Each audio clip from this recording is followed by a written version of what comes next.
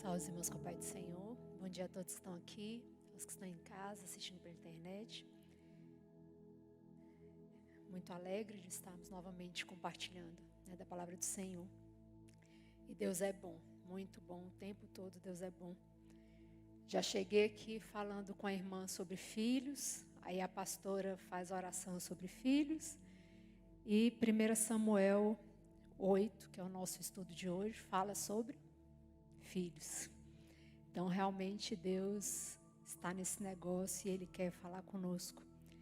Que Deus possa realmente nos ensinar mais um pouco, possamos refletir mais um pouco sobre os ensinamentos do Senhor. Vamos ter mais uma palavra de oração, pedindo a Deus que nos oriente nesse momento. Paizinho amado, me coloco à Tua disposição nesse momento, Senhor. Toda honra e toda glória sejam dadas a Ti somente.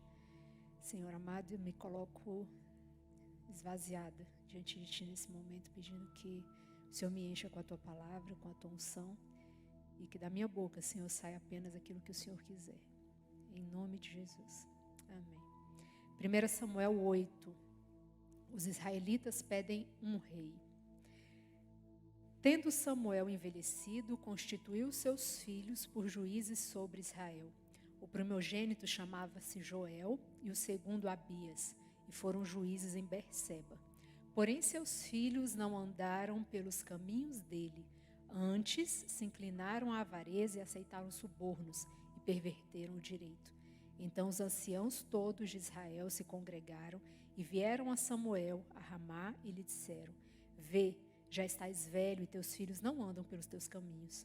Constitui-nos, pois, agora um rei sobre nós, para que nos governe, como o tem todas as nações. Porém esta palavra não agradou a Samuel, quando disseram: Dai-nos um rei, para que nos governe. Então Samuel orou ao Senhor. Disse o Senhor a Samuel: Atende à voz do povo em tudo quanto te diz, pois não te rejeitou a ti, mas a mim, para eu não reinar sobre eles. Segundo todas as obras que fez desde o dia em que o tirei do Egito até hoje, pois a mim me deixou e a outros deuses serviu, assim também o faz a ti. Agora, pois, atende a sua voz, porém adverte-o solenemente e explica-lhe qual será o direito do rei que houver de reinar sobre ele. Referiu Samuel todas as palavras do Senhor ao povo, que lhe pediu um rei, e disse: Este será o direito do rei que houver de reinar sobre vós. Ele tomará os vossos filhos e os empregará no serviço dos seus carros, e como seus cavalheiros, para que corram adiante deles. E os porá uns por capitães de 1000 e capitães de 50, outros para lavrarem os seus campos e ceifarem as suas messes, e outros para fabricarem suas armas de guerra e o aparelhamento de seus carros. Tomará as vossas filhas para perfumistas, cozinheiras e padeiras. Tomará o melhor das vossas lavouras e das vossas vinhas e dos vossos olivais e os dará aos seus servidores. As vossas sementeiras e as vossas vinhas dizimará, para dar aos seus oficiais e aos seus servidores.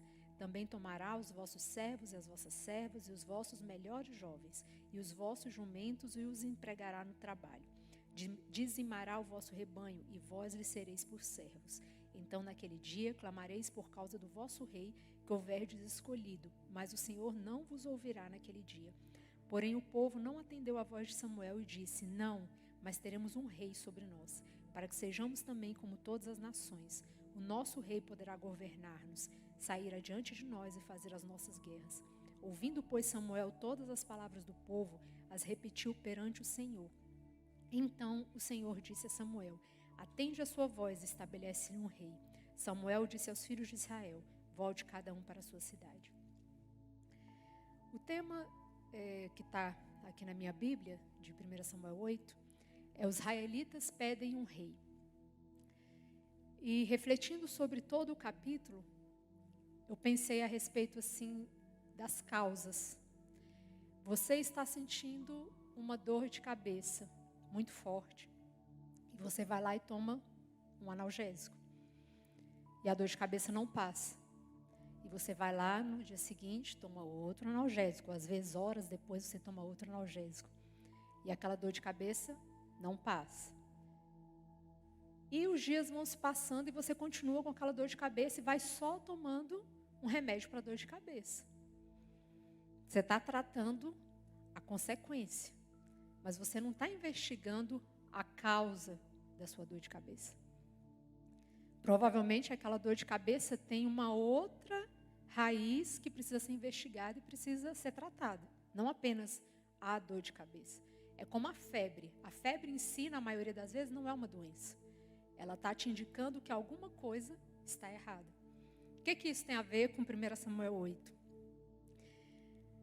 Quando os israelitas chegam ao ponto de pedir um rei para Samuel, no versículo 2, a gente lê: o primogênito chamava-se Joel, os filhos de Samuel, e o segundo Abias, e foram juízes em Berseba. Versículo 3: porém seus filhos não andaram pelos caminhos dele, antes se inclinaram à avareza e aceitaram subornos e perverteram o direito. Aqui especificamente a gente está vendo 2 filhos de um líder cristão que não estavam agindo corretamente. E trazendo para a nossa realidade de hoje, que eu sempre gosto de fazer isso, pensa um pouquinho aí a respeito dos filhos de pastores, dos filhos de líderes que você conhece. E pensa na quantidade deles que estão fora do caminho do Senhor, que estão fazendo coisas erradas, ou mesmo que não estejam ao ponto de estar com a vida toda bagunçada, mas que estão fora do caminho do Senhor, não estão seguindo os passos do pai, dos pais, no caminho do Senhor. E eu comecei a me perguntar, por que isso é uma frequência, uma repetição? E trazendo não apenas em relação aos filhos de pastores necessariamente, de missionários necessariamente, mas aos filhos de cristãos responsáveis, de cristãos que sabem realmente, que realmente estão com o coração na obra do Senhor. Por que os filhos muitas vezes não seguem o mesmo caminho? E aí eu trouxe 2 perguntas. Será que é porque os pais não estão gerenciando bem a própria casa? O que isso tem a ver, Valéria? A gente vai lá para 1 Timóteo 3, de 1 a 5, que fala para a gente assim: fiel é a palavra. Aqui ele está falando especificamente para diáconos e bispos, pessoas que têm liderança na igreja. Mas eu acredito que esse versículo pode ser aplicado para todo e qualquer cristão que tem um compromisso sério com Deus. Não apenas para a liderança de um modo mais específico. Fiel é a palavra. Se alguém aspira ao episcopado, excelente obra almeja. É necessário, portanto, que o bispo seja irrepreensível, esposo de uma só mulher, temperante, sóbrio, modesto, hospitaleiro, apto para ensinar, não dado ao vinho, não violento, porém cordato, inimigo de contendas, não avarento, e que governe bem a sua própria casa, criando os filhos sob disciplina, com todo respeito. Pois se alguém não sabe governar a própria casa, como cuidará da igreja de Deus? Então a primeira pergunta que eu fiz foi: esses pais não estão gerenciando bem a própria casa? A segunda pergunta é: será que o diabo faz hora extra para destruir uma família onde os pais são dedicados a Deus? Porque ele sabe que se ele destruir aqueles pais, ele vai destruir uma família inteira. E ele vai destruir toda a possibilidade dessa família ser uma boa influência na sua vizinhança, na sua parentela, na sua cidade, na sua comunidade, no mundo. Então são 2 perguntas para a gente responder. Será que é porque os pais não estão gerenciando a sua casa de forma apropriada? Ou será que o diabo está fazendo hora extra para destruir essas famílias, onde os pais são bem intencionados, porque ele sabe que se ele destruir esses pais, ele destruir esses filhos, ele destruir essa família, é menos uma família para fazer o bem no reino de Deus? E a resposta é as 2 coisas. Tanto nós vemos pais que não estão cuidando da própria casa, e eu vejo isso na fala de Moisés, quando o povo vem dizer para ele, Nós queremos um rei porque você está velho e seus filhos não estão seguindo o seu caminho. E aí no versículo 6 de 1 Samuel 8, a gente vê Samuel falando assim: porém esta palavra não agradou a Samuel quando disseram: dá-nos um rei para que nos governe. Então Samuel orou ao Senhor. Samuel, pelo texto, Samuel não ficou indignado porque os filhos dele estavam fazendo o que era errado. Samuel não ficou preocupado porque os filhos dele estavam fazendo coisas erradas. Samuel ficou indignado porque o povo estava pedindo um rei. E aqui não fala, no texto não fala que Samuel ficou preocupado, ficou indignado, que Samuel confrontou a atitude dos filhos. Não fala nada disso, só fala que ele ficou indignado porque o povo estava pedindo um rei. E aí Samuel ora a Deus e fala para Deus: Senhor, eles estão pedindo um rei. Daniel se indigna por Deus. E é como se Samuel quisesse ajudar a Deus. É como se Samuel quisesse dar uma mãozinha para Deus. Senhor, esse povo está errado. Eles estão, querendo um rei. E está errado isso. A impressão que dá é que Samuel não estava preocupado em confrontar a atitude dos filhos. A impressão que dá é que Samuel estava querendo defender Deus. Como se Deus precisasse de defesa.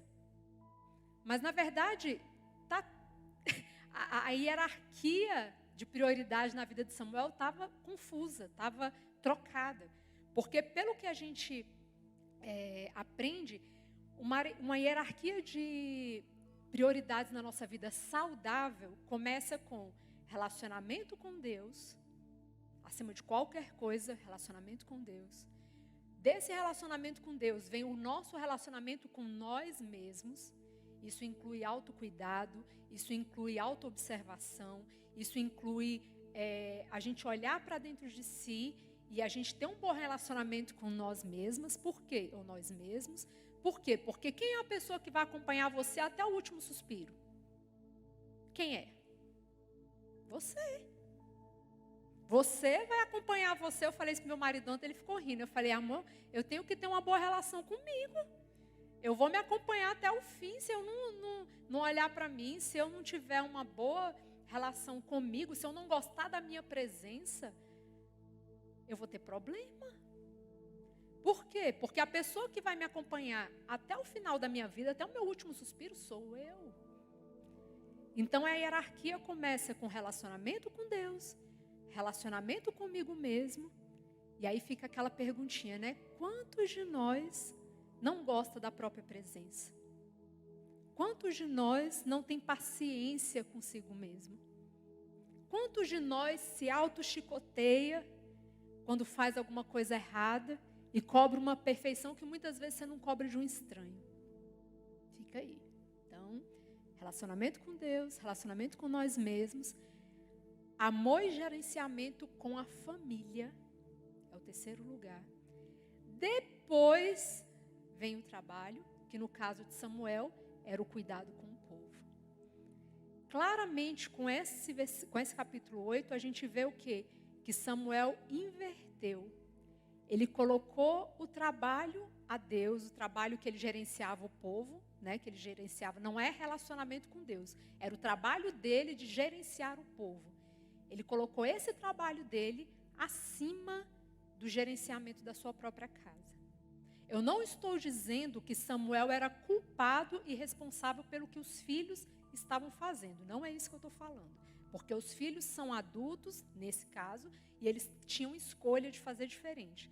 Mas pelo texto a gente vê que as prioridades de Samuel, o empenho de Samuel estava invertido. Ao invés de se preocupar em confrontar os filhos, em confrontar aquela atitude errada dos filhos, ele estava preocupado em defender Deus. Ele estava preocupado em ajudar a Deus, em dar mãozinha para Deus. E não é isso que Deus precisa. Deus não precisa da nossa ajuda. A primeira coisa que Samuel tinha que ter feito era confrontar a atitude errada dos filhos. E ele, pelo texto, não confrontou.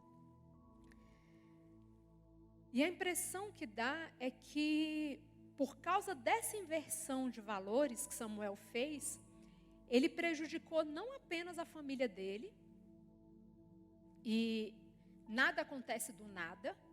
Se como adultos esses filhos não foram confrontados, será que durante a sua vida havia um hábito de Samuel confrontar a atitude desses filhos?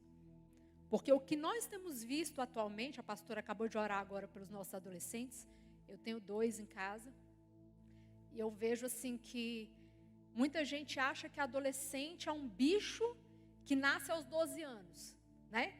Que dá 12 anos, gira uma chave e um menino que era uma menina que era tranquilo, agradável, feliz, satisfeito, bondoso, educado, respeitoso, vira um bicho aos 12 anos. Porque vira uma chave e o menino, né, ou a menina vira ao contrário. Não, isso não existe, isso é uma loucura. Um adolescente problemático, ele é consequência de uma criança que não foi observada adequadamente e não foi educada adequadamente. Um adulto problemático, ele é resultado de uma vida inteira de problemas, onde ele não foi confrontado, onde ele não foi educado da forma... mas a culpa é dos pais. A responsabilidade é de quem tinha a responsabilidade de educar essa criança, de educar esse adolescente. Educar dá trabalho? Dá, muito. Eu só consigo educar de forma eficiente se eu tiver envolvimento. Quem são aqueles professores que marcaram a nossa vida na escola? São aqueles professores que se envolveram com os alunos.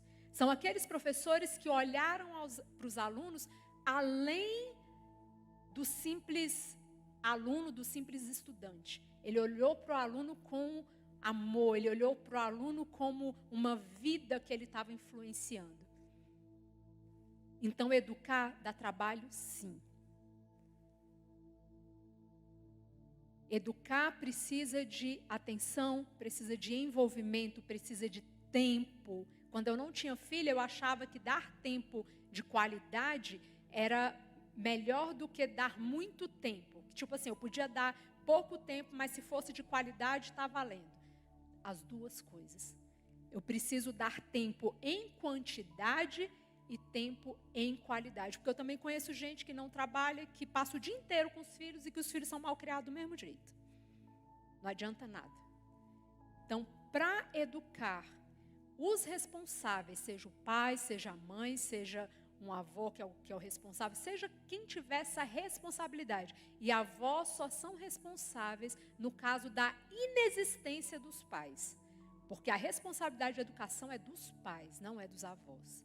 Avô e avó é para curtir, é para brincar, é para, entre aspas, estragar ali um pouquinho, né? Porque responsabilidade de educação é de pai e mãe. São esses. Valéria, mas eu não tenho tempo, eu não dou conta, está muito difícil. Pois é, reveja então as suas prioridades.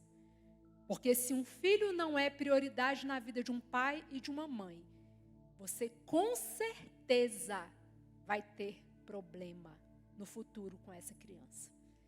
Os filhos precisam da presença de pai e de mãe. Por isso que ele é filho. Valéria, mas eu preciso trabalhar para dar as coisas para o meu filho. Pois é, então reveja suas prioridades. Eu não estou falando da vida de ninguém, eu estou falando da minha vida. Quando meus filhos eram pequenininhos, eu fui confrontada por algumas pessoas, e principalmente eu lembro bem pela administradora de uma das creches, da creche onde meus filhos ficavam. E um dia ela virou para mim, meu mais velho tinha acho que 5, o outro tinha 3. Ela virou para mim e falou: Valéria, como é o seu tempo com seus filhos? Aí eu falei como era e tal. Ela falou: se você não rever o tempo, a quantidade e a qualidade de tempo que você passa com seus filhos, você vai perder o seu filho. Gente, meu mais velho tinha 5 anos. Então eu já ouvi algumas vezes mães falando: eu trabalho muito, eu trabalho o dia inteiro. Eu não tenho tempo, meus filhos ficam o dia inteiro com a avó, ficam o dia inteiro na creche. Pois é, você está correndo o risco de perder o seu filho. Você está correndo o risco de passar para o seu filho, para a sua filha, tudo aquilo de bom que tem dentro de você e que você podia estar passando para ele. Você está perdendo a oportunidade de agir na vida do seu filho de forma específica para que ele seja aquilo que você pode passar para ele, mas ele vai ser aquilo que Deus quiser que ele seja, mas com a sua influência, com a influência do que você quer para a vida dele, porque ninguém vai educar o seu filho como você, ninguém vai influenciar o seu filho da forma como você pode influenciar. E naquela época, há mais de 10 anos, eu e meu marido tomamos a decisão de fazer uma escala entre eu e ele. Meu marido passou a trabalhar de noite, eu trabalhava de dia, para a gente ficar o máximo de tempo possível com os meninos. E a nossa família foi transformada. Então eu não estou falando da vida dos outros, eu estou falando da minha vida. Um adolescente de 12, 13 anos, ele não é um bicho que nasce aos 12, 13 anos. Ele é consequência, se ele está dando problema agora, ele é consequência de uma criança que foi ignorada. De uma criança que tinha suas aflições, tinha seus problemas, tinha suas necessidades e foi ignorada. E porque ela foi ignorada, mas ela era criança, não dava muito efeito na família. Só que por que o adolescente começa a dar problema? Porque o adolescente vai crescendo. E aí ele começa a confrontar. Ele começa a não mais abaixar a cabeça, se esconder, ele começa a bater de frente. E aí ele cresce.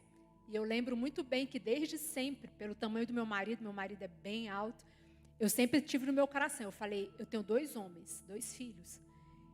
Eu preciso ensiná-los a me respeitar pelo respeito, porque pela força eu não vou conseguir educar. Eles com certeza vão ficar maiores do que eu. Então, eu preciso fazer com que os meus filhos me respeitem pelo respeito e não pela força. E graças a Deus, hoje eu tenho o amor e eu tenho o respeito dos meus filhos. Mas isso foi uma construção baseada em renúncia, baseada em tempo, baseada em observação, baseada em dedicação. Sou uma mãe perfeita? Longe disso. Estamos em construção. Eu costumo falar que a gente devia andar com uma plaquinha na testa, né? Em construção, ou um crachá aqui na frente. Em construção. Estamos todos em construção. Mas o que é necessário é preciso ser dito, porque hoje eu sou grata àquela dona da creche que um dia me confrontou e falou, se você não tomar uma posição, se você não mudar a sua vida, a sua rotina, a sua história, você vai perder o seu filho. Então, trazendo para a nossa realidade de hoje, livro de Samuel, a história de Samuel, a decisão de Samuel de não olhar para a sua casa de forma direta, de forma eficiente, de forma acolhedora, de forma intencional, atrapalhou não apenas a família dele, atrapalhou o povo inteiro, porque o povo já estava com a intenção de ter um rei, isso é claro. Eles já queriam um rei, porque eles já estavam olhando à volta e vendo que todo mundo tinha rei e só eles não tinham. Então, eles já tinham essa intenção. Mas poderia ser que isso ainda demorasse algum tempo para eles, manifestarem esse desejo.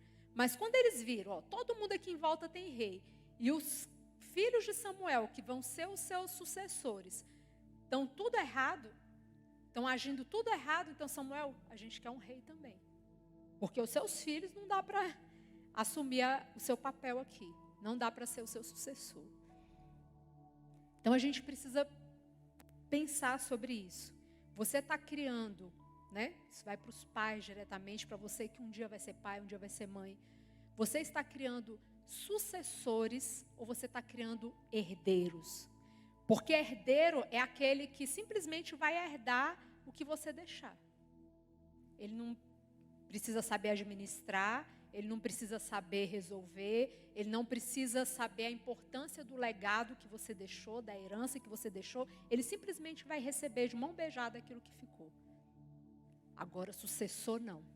Sucessor é quem tem a responsabilidade de gerenciar esse legado, fazer esse legado atravessar gerações.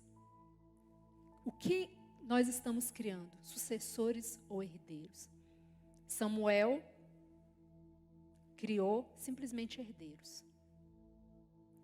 E o povo inteiro, uma nação inteira, sofreu as consequências dessa falta de cuidado, né, de Samuel para com seus filhos. Então, as nossas atitudes, as nossas escolhas, as nossas decisões impactam não somente a nossa vida, impactam a vida da nossa família, impactam a vida da nossa parentela, impactam a vida da nossa comunidade, impactam a vida do mundo. Nós somos seres sociais, nós somos seres que vivem em comunidade. Não é à toa que a Bíblia fala não deixar de congregar. Por quê? Porque o congregar fortalece cada um de nós. É nessa troca, nesse compartilhamento que a gente é curado, porque pessoas curam, pessoas ferem, mas pessoas curam. E pessoas feridas ferem, pessoas curadas curam. Então é nessa troca da comunidade que a gente cresce, que a gente é restaurado, que a gente é fortalecido, que a gente é abençoado. Então a reflexão que eu deixo para nós nessa manhã é pensar como nós estamos olhando para a nossa vida, a nossa hierarquia de prioridades, como nós estamos olhando para os nossos filhos, como nós estamos olhando para o nosso marido, como nós estamos olhando para o nosso trabalho. Essa hierarquia está sendo obedecida? Relacionamento com Deus, relacionamento comigo mesmo, relacionamento com a minha família, os meus filhos, meu marido, os meus pais, caso eu seja solteiro, o meu trabalho e as outras coisas. E lembrando, como eu falei no último devocional que eu ministrei, trabalho não é castigo, trabalho é bênção. Trabalho não é castigo. Nós vivemos hoje numa era em que as pessoas estão olhando para o trabalho como se fosse um castigo. As pessoas querem ganhar dinheiro, mas as pessoas não querem conquistar o direito de ganhar esse dinheiro. Elas querem simplesmente que o dinheiro chegue até elas da forma mais fácil possível, de preferência que ela não precise fazer nada. Muita gente sonhando com a tal da loteria, que um dia vai acertar. Eu conheço gente que passa o dia inteiro fazendo cálculo de números para ver qual o número milagroso que vai dar para ela o prêmio da loteria. Isso é loucura. Você quer a sua vida, o sucesso da sua vida baseado numa loteria? Você quer o sucesso da sua vida baseado numa herança que você pode, talvez, um dia receber? Eu conheço histórias de gente que vive no fundo da casa dos pais e está esperando os pais morrerem para dividir a herança, para ver quem vai ficar com mais ali no terreno. Gente, isso é loucura. Isso é loucura. O sucesso da minha vida depende de mim.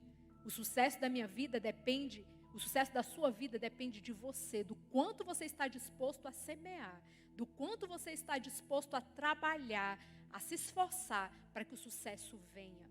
É a lei da semeadura. Quem semeia pouco, colhe pouco. Quem semeia muito, colhe muito. Quem não semeia nada, vai depender do que os outros semearem. Se os outros quiserem te dar alguma coisa. Então a gente precisa prestar atenção na nossa vida, antes de prestar atenção na vida de qualquer outra pessoa. Como está o seu relacionamento com Deus? Como está o seu relacionamento com você mesmo? Como está o seu relacionamento com a sua família? Como está o seu relacionamento com o seu trabalho, com o seu estudo, para quem ainda é só estudante? Por quê? Porque o mundo, o universo, ele tem regras. As estrelas não caem do firmamento, o sol não cai do céu. Por quê? Porque ele está sendo segurado pelas regras do universo, pelas regras de Deus. Deus colocou lá e ele está seguindo. Deus é um Deus de organização. Se você olhar os 10 mandamentos, se você olhar Levítico, se você olhar a construção do templo. Você vê que Deus é um Deus de detalhes. Deus é um Deus onde Ele coloca tudo no lugar certo, na hora certa, no momento certo. É só a gente olhar o dia, a noite, as estações do ano. Tudo acontece em sequência. Termina um, começa o outro. E tudo vai bonitinho, tudo vai certinho. A vida também nossa começa. A gente tem uma sequência de desenvolvimento e um dia a gente parte. Um dia a gente morre. Por quê? Porque Deus é um Deus de organização. Deus é um Deus de detalhes. Então, não adianta a gente ficar correndo para cima e para baixo, igual umas baratas tontas. Eu falo alto para eu escutar, porque foi o meu parâmetro durante muitos e muitos anos. Não adianta a gente ficar correndo para lá e para cá, feito barata tonta, sem saber qual o propósito específico de Deus para a nossa vida. Você não está aqui por acaso, eu não estou aqui por acaso. Deus tem um plano na vida de cada um de nós. E é um plano específico. E você só vai ser pleno, você só vai ser feliz no dia que você estiver cumprindo esse plano. Enquanto você estiver olhando horas e horas e horas no Instagram, no Facebook, no YouTube, seja lá onde for, para a vida dos outros e sonhando com aquela vida para você, a sua vida não vai andar. A sua vida não vai chegar aonde Deus quer que ela chegue. E pode ter certeza que aonde Deus quer que ela chegue é muito maior do que a vida de qualquer um à sua volta. Por quê? Porque é o seu plano específico. É o plano específico que Deus tem para você. Deus é um Deus específico. Deus é um Deus que lá do alto Ele olha para cada um de nós de forma individual, de forma exclusiva, de forma específica. Amém? Então, que Deus possa nos abençoar nesse dia, que Deus continue nos abençoando na nossa semana, na nossa vida, em tudo que formos fazer, porque o nosso Deus é um Deus que quer nos abençoar. Não é se Ele vai nos abençoar, quando Ele... Não, Ele está de braços abertos para nos abençoar o tempo inteiro. Basta a gente querer. Se a gente não atrapalhar a ação de Deus, Deus vai abençoar, porque Deus é um Deus de amor. A questão é, a gente não quer, muitas vezes, a vontade de Deus. Porque a vontade de Deus, muitas vezes, passa por cima da nossa própria vontade. Na maioria das vezes, né? A gente tem que se submeter à vontade de Deus e a gente fica achando que a gente sabe mais do que Deus, né? E quer ensinar para Deus o que é melhor para a nossa vida. Não. Por isso, o relacionamento com Deus acima de qualquer coisa. Porque é o Espírito Santo quem vai nos dizer a vontade específica dele para nós. Amém? Abaixando as nossas cabeças. Senhor Jesus, muito obrigada pela tua presença, pelo teu cuidado, pela tua palavra. Muito obrigada, Senhor Jesus, por cada pessoa que está aqui, está na internet, que vai assistir um dia, Senhor, através dos vídeos. Senhor, que o Senhor possa nos ensinar a obedecer essa prioridade que o Senhor tem estabelecido para nós, Senhor. Porque é essa prioridade que vai nos fazer plenos, que vai nos fazer felizes, que vai nos fazer pessoas estáveis e equilibradas, Senhor. Em nome de Jesus, fica conosco. Amém. Lembrando, hoje à noite, culto, às 19 horas, continua o propósito, né, dos 21 dias. Jejum na segunda, na quarta e no domingo, jejum de redes sociais e jejum de carne, né, que Deus possa realmente continuar nos fortalecendo. E a gente encerra falando: o sangue de Jesus tem poder sobre a minha vida, a minha família, a minha cidade e a igreja do Senhor na face da terra. O sangue de Jesus tem poder sobre a minha vida, a minha família, a minha cidade e a igreja do Senhor na face da terra. O sangue de Jesus tem poder sobre a minha vida, a minha família, a minha cidade e a igreja do Senhor na face da terra. Vamos com Deus.